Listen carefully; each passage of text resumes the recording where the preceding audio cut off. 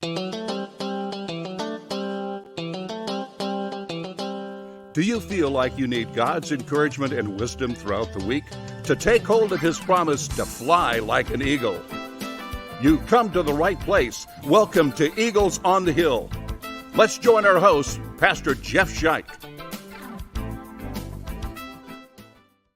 Hey, people, I am your host, Pastor Jeff Scheich. Thanks for joining us on this edition of the podcast. Well, the Trump-Biden or Biden-Trump, depending on how you want to look at it, presidential debate is now complete. It's in the books. Wanted to wait a couple of days and let the dust settle here and then give you some observations, some comments from at least where I'm sitting about what we saw at the Biden-Trump debate. So what we're going to do is I got 7 observations so you can keep track of them as they go. So here we go. Let's dig in.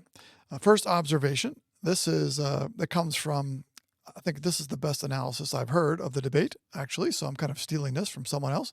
I forget who. The candidates spent 90 minutes trying to tell us, convince us that the other person was the worst president in American history, which is probably an exaggeration. We'll talk about exaggerations in a little bit. But anyway, the candidates only got emotional when they started going at it about who had the best golf game. That seems to be the most important issue they faced as they got going. And so my take on the golf thing, actually, I was shocked that Biden challenged Trump to a round of golf if Trump could carry his own clubs, his own bag. So, and I'm sitting, when he said that, I thought, oh my gosh, this is it right here. And I thought Trump for sure would say, okay, you're on. We're both carrying our own bags. Let's see who gets to the end.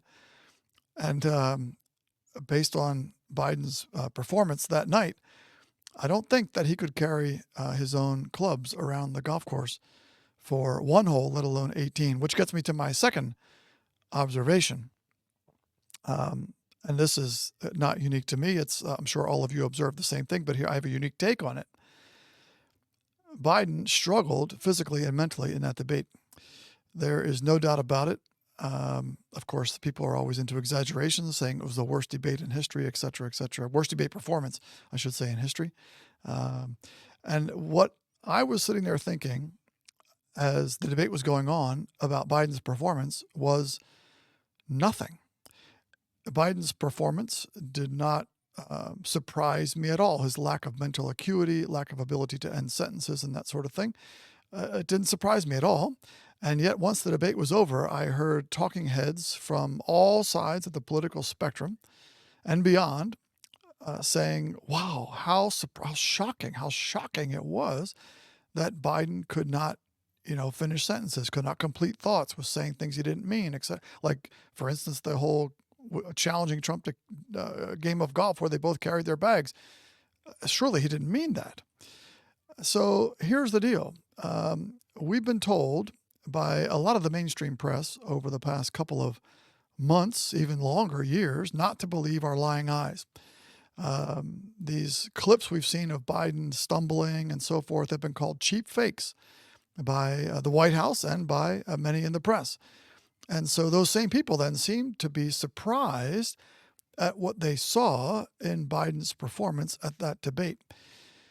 If you were surprised at Biden's performance in that debate, if you were surprised that he was not able to complete thoughts and sentences and stumbled around, then I would encourage you to start listening to some different news sources.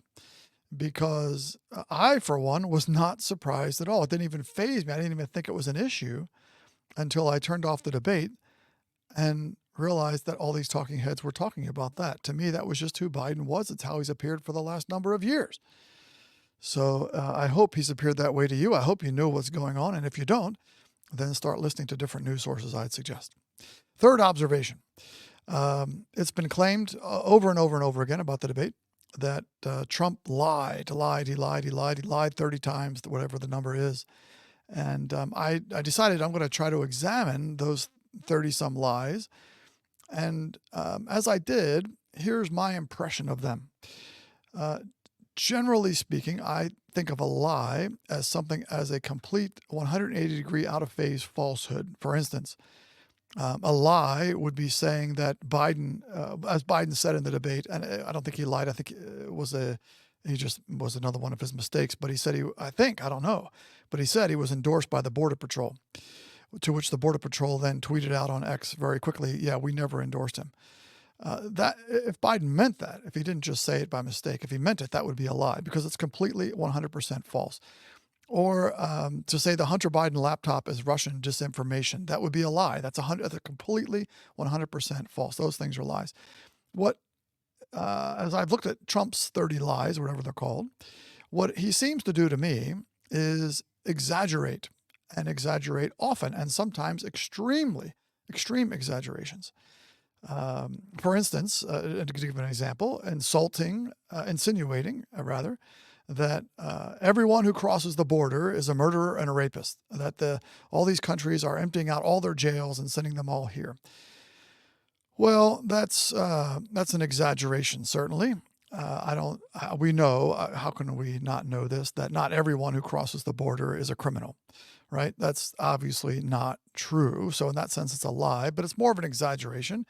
What he's trying to get across there is that when someone crosses the border, they are a criminal in their home country, come here and commit murder or rape or whatever. Those murders and rapes, etc., and other crimes could easily have been prevented in the United States by simply closing the border. And so that's what he's getting at, but he's doing it with an extreme exaggeration that becomes a problem, not only because he's exaggerating and it kind of sounds over the top, shall we say, at best. That's putting the best construction on it. But the problem with all his exaggerations is that sometimes he's not exaggerating. Sometimes things really are as crazy as he says they are, but it's hard to sort that out when he's exaggerating about everything. And so, for instance, the Democrat position on abortion is one thing. Trump talked about that in the debate, and the Democrat position, by and large, is extreme, a very extreme position on abortion, far more extreme than polls would show most Americans are at in terms of their position on abortion. So, but when Trump is constantly exaggerating, oftentimes in huge ways, when he says what is in fact very close to the truth, if not the truth about abortion and the Democrat position, it's hard to distinguish it from an exaggeration because he's exaggerating all the time. So it doesn't help him or the viewer at all. Speaking of that, my fourth observation, and that is abortion. Trump's answers on abortion were horrible, in my opinion. He said over and over again, I don't know how many times, 3 or 4 times at least, everyone wanted the decision about abortion to be returned to the states. And when he was defending the overturn of Roe v. Wade. Now, I love the fact that Roe v. Wade was overturned, and Trump campaigned on that, and he fulfilled that promise that he would appoint judges who would not specifically vote to overturn Roe v. Wade, but who would read the Constitution the way it was written, and therefore, because Roe v. Wade is not in there, would overturn it. Great that he did that. But the fact is, everyone, again, what an exaggeration, did not want the decisions about abortion to return to the states.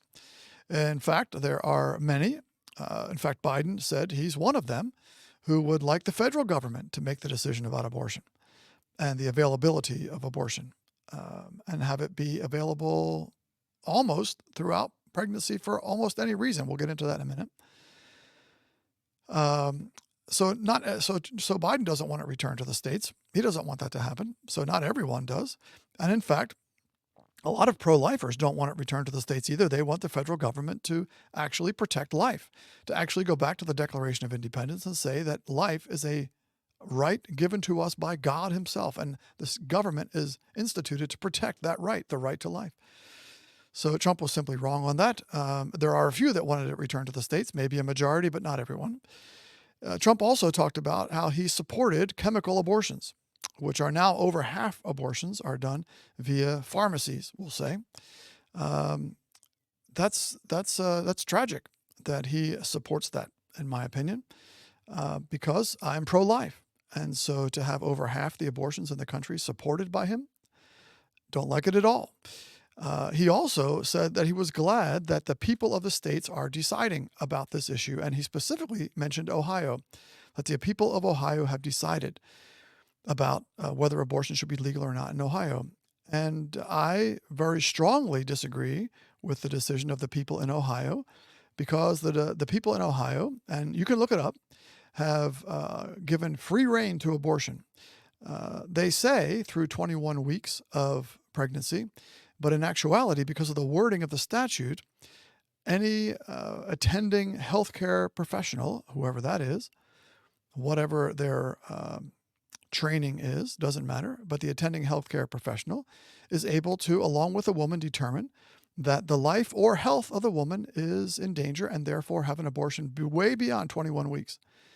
Well, we've talked in other podcasts about how the life of the mother is one thing, the health of the mother, or in Ohio's case, the pregnant person, I'd call her a mother. The health of the mother is an exception that you can drive a semi through, because the health of the mother can mean anything. It can mean financial health, emotional health, physical health. It can mean anything. Familial health. It can mean anything. And so essentially what Ohio has done is made abortion legal through all 9 months of pregnancy. President Trump was right about the Democrat position in the debate, but he was wrong to support what Ohio's done. He should have said, I'm glad the people got a choice, but I strongly disagree with their choice.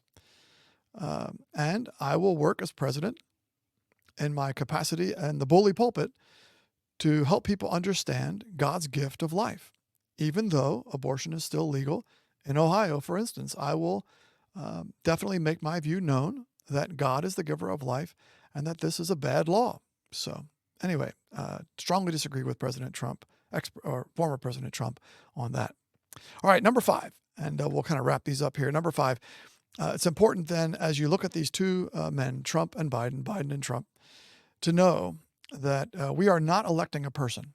When you go into the ballot box to vote, or if you vote by mail or whatever you do, which I think is a problem in our country, but anyway, you're not electing a person. So you're electing a position. We are electing a party, a platform.